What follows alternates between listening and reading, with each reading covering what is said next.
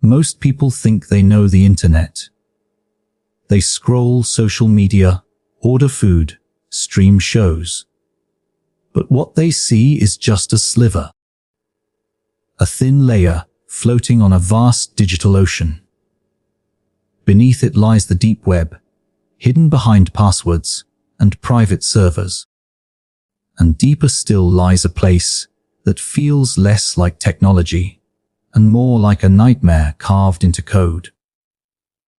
The dark web. In this labyrinth, the unimaginable becomes business. Drugs, guns, counterfeit passports, stolen credit cards. But these are only the surface crimes. Dig deeper, and you stumble upon places where humanity itself is mutilated. Spread of snuff films, organ markets, and live torture shows. Most dismiss these as urban legends. But in 2018, the FBI discovered that some nightmares are real. They called it Operation Grayskull. The first signs came from chatter in encrypted forums. Hidden among the usual drug deals and fake ID sales were threads with strange codes. Performance tonight. New catalog available. Grayskull room open. The moderators deleted questions. Anyone who asked too much disappeared. At first, it seemed like another scam.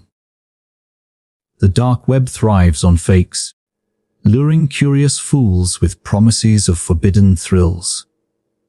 But then something changed. Interpol flagged a pattern.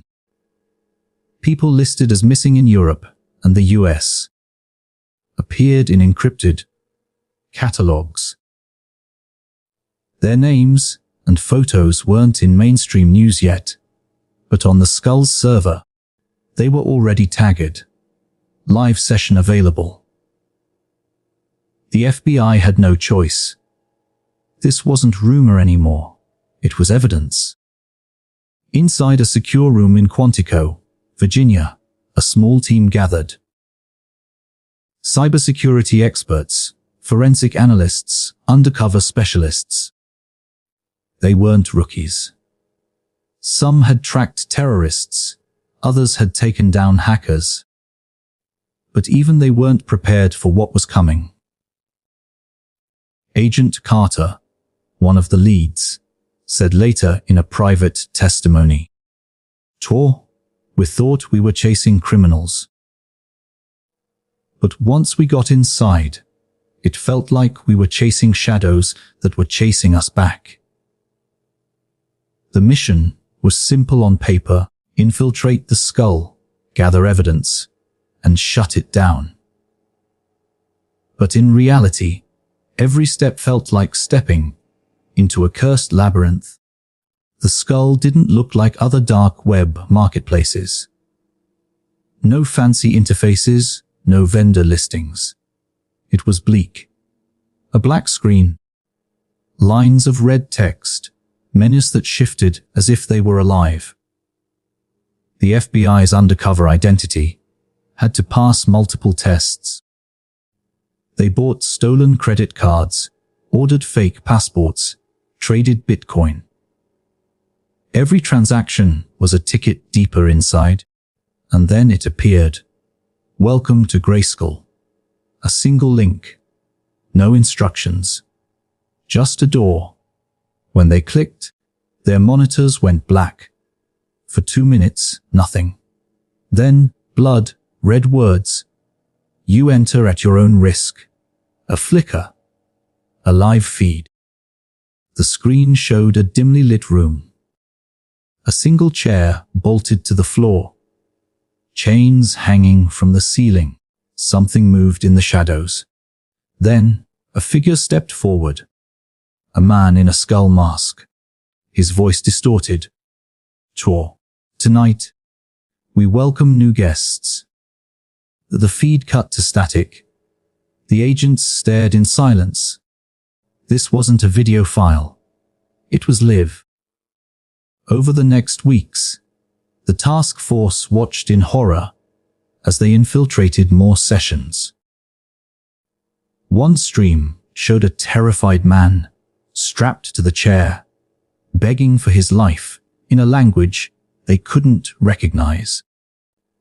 Viewers in the chat sent Bitcoin to vote on what would happen to him. Every donation triggered new tools: blades, whips, chemicals. Another showed a woman, her face bruised, her eyes hollow. The masked figure whispered in her ear while the audience typed commands.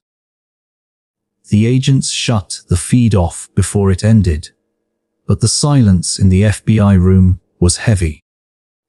Not everyone on the task force could handle it.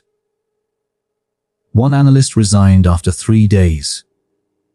Another stopped sleeping, haunted by screams echoing in her head. Agent Carter confessed, "I started seeing skulls in my dreams. Every shadow felt like it was watching me. I knew it was just paranoia, but what if it wasn't?" As the agents dug deeper, they realized the skull wasn't just a website. It was a network spanning continents. Servers bounced between countries. Payments washed through crypto mixers. And every room seemed designed not just to terrify victims, but to break the viewers too. One file they decrypted contained thousands of usernames. Some belonged to doctors, lawyers, teachers, ordinary people who lived double lives online. The horror wasn't just the masked torturers. It was the viewers. The FBI had entered a marketplace of suffering, where evil wasn't a monster in the shadows. It was people. Neighbors. Strangers in daylight. Then, the nightmare grew worse. One night, as the agents logged in, a message appeared across their screens. "Want to know who you are?" Every undercover laptop froze. Webcams flickered on. The agents panicked, ripping power cords from their machines. For hours, they scrambled, unsure if their identities were compromised. Had the skull just exposed them? Or was it a bluff? Either way, the line between hunter and hunted was gone. Months passed. The task force lost people to fear and burnout. But finally, a mistake appeared. A seller posted a new video too early. Its metadata revealed a fragment of a server location in Eastern Europe. From there, digital breadcrumbs led to hidden servers in the US and Russia. The FBI had enough. A global takedown was planned. Dozens of raids synchronized across time zones. They called it Operation Grayskull Takedown.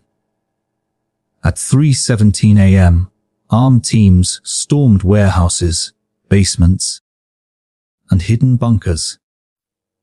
Some suspects were dragged out screaming. Others laughed, as if they knew something the FBI didn't. But the most chilling raid happened in an abandoned house in Detroit. Inside, agents found a room identical to the live feeds. A chair bolted to the floor, chains swaying from the ceiling, cameras set up in every corner. The smell of blood and rot hung in the air. On one wall, painted in red, were the words, "You shut one door, we opened 10 more." The skull was dismantled.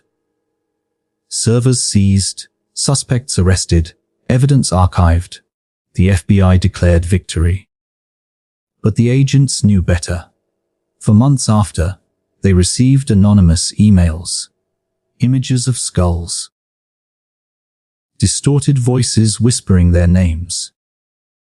One agent reported seeing the skull, masked figure outside his window at night. Was it paranoia or something more? The internet forums soon birthed clones. New markets. New whispers of Grayskull Rooms. Evil doesn't die. It adapts. Agent Carter, in his final report, wrote Tor will shut it down. But the screams don't stop. They follow us. And somewhere out there, the Grayskull Room is still waiting for its next audience. Operation Grayskull wasn't just a cybercrime case. It was a descent into the darkest parts of human nature. A reminder that the worst monsters don't live in myths or haunted houses. They live behind screens, waiting, watching, and if you ever stumble too deep into the dark web, remember, some doors can't be closed once opened.